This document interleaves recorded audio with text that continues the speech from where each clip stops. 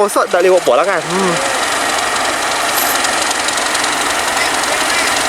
Okey, mesin padi pun nak tarik dah. Dia nak tarik ke depan. Dia pun tarik pakai rantai ni. Harap-harap boleh naik lah.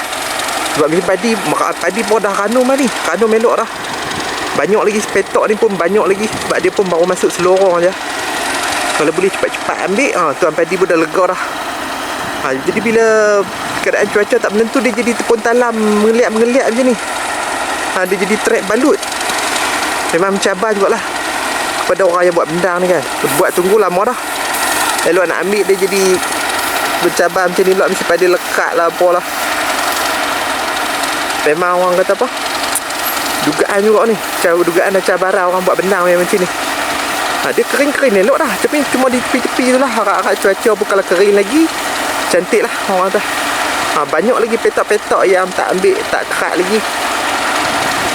Jadi mesin padi pun nak cepat-cepat lah ambil padi kan. Dia pertama tunggu dah.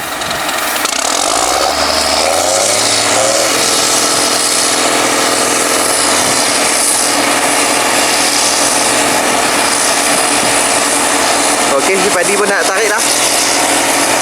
Dia nak tarik dah, harap-harap naik dah. Okey, dia lekat bantu sajalah. Dia lekat bantu. Okay, kita nampak track dia pun bergerak dah. Kita nampak track dia pun bergerak dah. Okey, nasib baik tak apa dah. Track pun dah naik ke darat dah. Mesin padi pun dah naik dah, tak apa dah. Mesin padi pun nak kerat ni. Banyak lagi petok yang tak kerat. Tengok belah ni pun ada lagi. Belah ni pun ada lagi. Dia banyak lagi yang tak habis. Dia arah.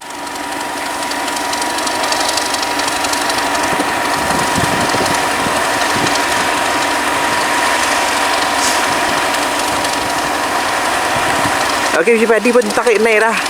Selamat naik dah. Mesin padi pun nak sambung kerat padi ni lah. Nak ambil habis bagi cepat-cepat kan. Sebab banyak lagi ni, banyak lagi dah.